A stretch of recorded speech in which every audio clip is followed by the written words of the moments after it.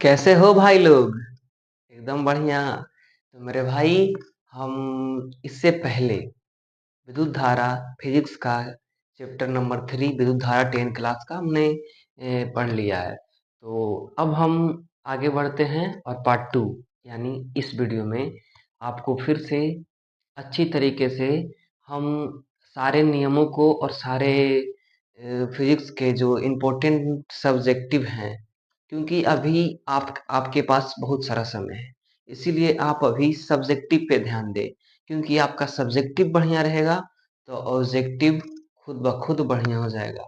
ये मैं अपना पर्सनल कॉन्फिडेंस से बोल रहा हूँ, क्योंकि हमने ऑब्जेक्टिव बहुत कम याद की और सब्जेक्टिव पे हमने ज़्यादा ध्यान दिया, जिसके कारण मेरा नंबर ठीक-ठाक मतलब बेहतरीन आया 10th में।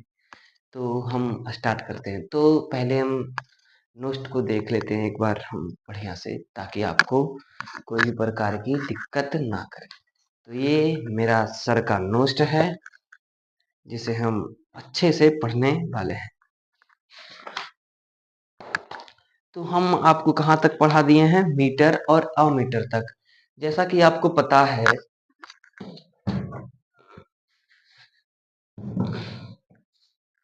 जैसा कि आपको पता है कि विद्युत धारा है, उसे हम मीटर या अमीटर से मापते हैं।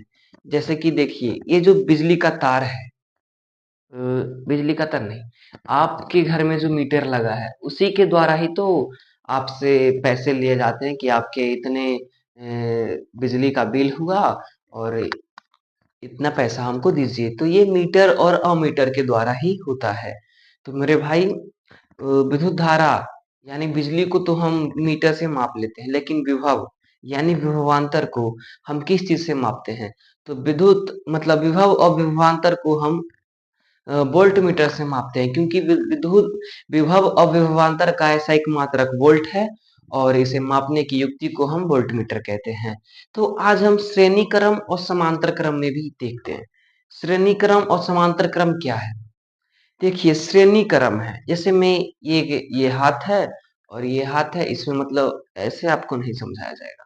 एक मिनट रुकिए, तार को लेने दीजिए।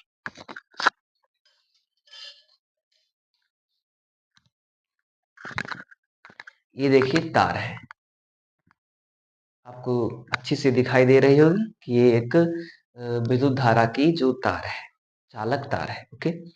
देखिए, श्रेणी क्रम और समांतर क्रम में बहुत सारा फर्क है। श्रेणी क्रम, जैसे आपके जो घर में बिजली गया हुआ है, जिससे आपकी लाइटें पंखा चल रही है, ये सारा सिस्टम जो है ना, ये समांतर क्रम में है। क्योंकि श्रेणी क्रम में सिर्फ एक मतलब क्या कहते हैं उसे, सिर्फ जुड़ा जाता है। श्रेणी क्रम में सिर्फ ऐसे, जैसे एक है, एक बल्ब लगा दिए हम और फिर एक ही तार में, जैसे ये तार है, ये तार है, एक बल्ब यहाँ पे काट के एक बल्ब यहाँ पे लगा दिए और एक बल्ब यहाँ पे लगा दिए, एक बल्ब यहाँ पे लगा दिए, एक बल्ब यहाँ पे, एक बल्ब यहाँ पे। तो समझ जाइए, अगर आप बोर्ड से इस तार में लाइन दोगे और इसमें 4 बॉलें अटकी हुई है, तो आप विश्वास नहीं करोगे कि जो पहला बॉल होगा, जहां जैसे बोर्ड से निकलेगी और जो पहली बॉल होगी, उसकी वोल्टेज थोड़ी ज्यादा होगा, लेकिन जो दूसरा रहेगा उससे कम होगा, और जो तीसरा रहेगा वो उससे भी कम होगा, और जो चौथा रहेगा वो बिल्कुल कम रहेगा, हो सकता है उसमें रहे ही ना रहे। यह है श्रेणी क्रम। श्रेणी क्रम में जोड़ा जाता है, लेकिन समांतर क्रम में आप देखिए, समांतर क्रम जैसे ये एक तार है, तो इसमें चारों बॉल नहीं लटकाएगा। कुछ तारे इधर से खींच लेगा और कुछ तार इधर से खींच लेगा, मतलब एक अलग सा स्ट्रक्चर तैयार कर लेगा। उसे समांतर क्रम कहते हैं। जैसे आपके घर में जो बिजली आती है वो टोका से, मतलब गांव में तो टोका सिस्टम बिजली का चोरी ज्यादा होता है बिहार में। ये तो आपको पता ही है कि बिहार में बिजली का चोरी कितना होता है। तो टोका सिस्टम लगा देगा। जो ये टोका सिस्टम से आप जब खींचोगे लाइन, तो अब देखोगे एक रूम का अलग बोर्ड होगा, उसमें बोर्ड में अलग अलग सा तार के गुच्छे होंगे, कुछ तार पंखे में गए होंगे तो कुछ ठंडा गर्म ऐसे करके हम तो हमारे घर की जितने भी सारा सिस्टम, ये सब समांतर क्रम पे जुड़ा हुआ है। और श्रेणी क्रम और समांतर क्रम शायद आप अच्छे से समझ गए होंगे। तो मेरे भाई, ये जो पीछे क्वेश्चन जो आपके पास, ये जो क्वेश्चन आंसर लिखा हुआ है सब्जेक्टिव का, आप तो इसे खुद से भी पढ़ लोगे, लेकिन इसको एक अलग मिजाज में पढ़ाने के लिए आप टीचर ढूँढते हो कि आपको इसमें डाउट हो जाएगा। आप छोटे बच्चे तो हो नहीं नर्सरी यूकेजी का जिसमें हिंदी भी पढ़ना नहीं आता होगा, तो आपको पढ़ाया जाएगा। आप अब स्टैंडर्ड क्लास में आ चुके हो, 10th में आ गए हो। तो देखिए ये जो पीछे लिखा हुआ है श्रेणी क्रम, समांतर क्रम, वोल्ट मीटर, विद्युत धारा ये सब तो आप खुद से भी पढ़ लोगे, लेकिन इसको समझाने के लिए और इसको प्रैक्टिकल समझाने के लिए आपको एक टीचर की ज़रूरत पड़ेगी या एक अपने बड़े भाई की ज़रूरत पड़ेगी जो आपकी हेल्प कर सके। तो इसी के लिए हम दूसरे टीचरों के पास आवेदन करते हैं कि सर हमें पढ़ाइए। तो भाई क्योंकि पढ़ना अगर आपको नोट्स दे दिया जाए, तो आप खुद भी पढ़ के अच्छे मार्क्स ले आओगे। लेकिन आपका जो ये भेजा रहेगा, ये सिर्फ़ किताबी नॉलेज को ही मतलब दिमाग पे एक्सेप्ट करेगा और जो हम जो भी समझाएँ, हम कितनी बार ब्लैक बोर्ड को देखें, ब्लैक बोर्ड को हम कितने बार देख कर पढ़ाए हैं, नहीं पढ़ाए। क्योंकि हमको पता है कि ये जो पीछे लिखा हुआ सारा चीज़, सारा सिस्टम है, ये आप लोग खुद पढ़ लोगे अगर हम नोट्स दे दिए तो। लेकिन जो इसमें लिखा हुआ है, इसे समझाएगा कौन? एक पढ़ने का तरीका होना चाहिए। पढ़ो ऐसे कि मिजाज बन जाए, अलग ही मिजाज एगो रह जाए। तो श्रेणी क्रम और समांतर क्रम आप समझ लिए। श्रेणी क्रम, समांतर क्रम। अब देखिए ओम का नियम, भाई साहब, ये एक ऐसा सिस्टम है ओम का नियम। ओम का नियम एकदम खतरनाक है। जैसे आपको हम अभी क्या समझाएं, विद्युत धारा एवं विभवांतर के बीच विद्युत धारा और विभवांतर, विद्युत धारा को हम किससे मापते हैं तो अमीटर से और विभवांतर को वोल्टमीटर से। तो ये देखिए विद्युत धारा एवं विभवांतर के बीच संबंध बतलाने वाले नियम को ओम का नियम कहते हैं। विद्युत धारा एवं विभवांतर के बीच संबंध बतलाने वाले नियम को ओम का नियम कहते हैं। और ओम का नियम को सत्यापन कैसे करें, क्योंकि अगर आपसे क्योंकि ओम ओम का नियम 5 नंबर में पूछता है और गलती से अगर 2 नंबर में पूछ दिया तो आप इतना लिख कर छोड़ दीजिएगा। विद्युत धारा एवं विभवांतर के बीच संबंध बतलाने वाले नियम को ओम का नियम कहते हैं। लेकिन अगर 5 नंबर में पूछ दिया सत्यापन करने के लिए, तो ये जो पीछे आपको दिख रहा है ऐसे ही 2025 में ओम का नियम पूछा गया है, तो ये उतना इम्पोर्टेंट हमारे तरफ से नहीं है, क्योंकि 2025 में पूछा गया तो हो सकता है 2026 में इसे ना पूछे।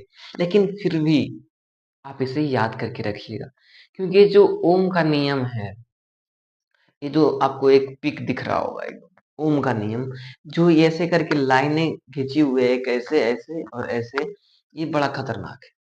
इसी से सारा सिद्ध हो जाता है, जैसे दाबपुंज, कुंडली, विद्युत धारा, विभवांतर, ये बस इसमें यही सब है और लिखना कुछ नहीं है। बस विद्युत धारा है, विभवांतर है, फ्यूज है, इलेक्ट्रॉन, यही सब इसमें है और ज्यादा कुछ है नहीं। तो हम इसे थोड़ी सी कम ध्यान देते हुए चलेंगे, क्योंकि ये 2025 में पूछा गया है, तो 2026 में हो सकता है ये ना पूछे। तो अब हम चलते हैं इसमें नेक्स्ट पेज। ओम का नियम, हाँ, प्रतिरोध क्या है? देखिए प्रतिरोध कैसा एक मात्रक जानते हैं क्या है? प्रतिरोध मतलब प्रतिरोध है क्या मेरे भाई? किसी भी पदार्थ हो, किसी वस्तु, किसी पदार्थ हो, जब विद्युत धारा जाता है, उसका प्रतिरोध करता है, उसे ही प्रतिरोध। प्रतिरोध कहने का मतलब हो जाता है कि आप मेरे गली से जा रहे हो और मैं आपको रोकने की कोशिश करता हूँ, यही है प्रतिरोध। प्रतिरोध और कुछ है नहीं, बस यही है। प्रतिरोध कैसा एक मात्रक ओम है और विशिष्ट प्रतिरोध या प्रतिरोधकता का ऐसा एक मात्रक ओम मीटर है। तो प्रतिरोध क्या है कि किसी भी पदार्थ से होकर जा रही विद्युत धारा को रोकने की यानी विरोध करने की प्रक्रिया को ही हम प्रतिरोध कहते हैं। तो एक किताब की भाषा और एक मेरी भाषा में अंतर हो जाता है मेरे भाई। आपको लगता होगा कि मेरे भैया मतलब यानी मैं गलत बता रहा हूँ, तो आप गलत हो, क्योंकि हम जो बता रहे हैं वो तो सही बता रहे हैं अपने हिसाब से, क्योंकि हमने जहाँ से पढ़ाई की ऑनलाइन ही हमने भी पढ़ाई की है ऑनलाइन। लेकिन हम जहाँ से पढ़ाई की मिजाज में पढ़े, पढ़ो ऐसा कि पढ़ा सको। प्रतिरोध और एक टॉपिक और। देखिए अगर किसी चालक तार का जैसे ये चालक तार है, मान लो ये चालक तार है, ये अभी एक है। अगर किसी चालक तार का लंबाई बढ़ेगा, लंबाई बढ़ा तो इसका प्रतिरोध भी बढ़ेगा। लेकिन अगर इसी चालक तार का क्षेत्रफल, यानी क्षेत्रफल कहने का मतलब है कि कोई 1 कट्ठा है, अब 2 कट्ठा हो गया, तो क्षेत्रफल बढ़ेगा तो उसका प्रतिरोध घटेगा। ये बात याद रखना। हाँ, और ये चालक तार पे भी निर्भर करता है।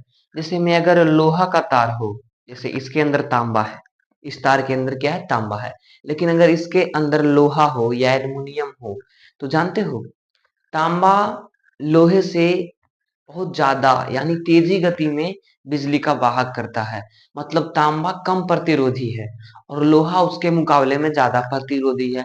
लेकिन गौर कीजिएगा, ये जो सोना है ये तांबा से मतलब तेजी गति में बिजली का आवागमन करता है। और जो चांदी है ये एकदम नोट पॉइंट में लिख लीजिए, ये तो पूछेगा ही पूछेगा, ये मेरा वादा है आपसे।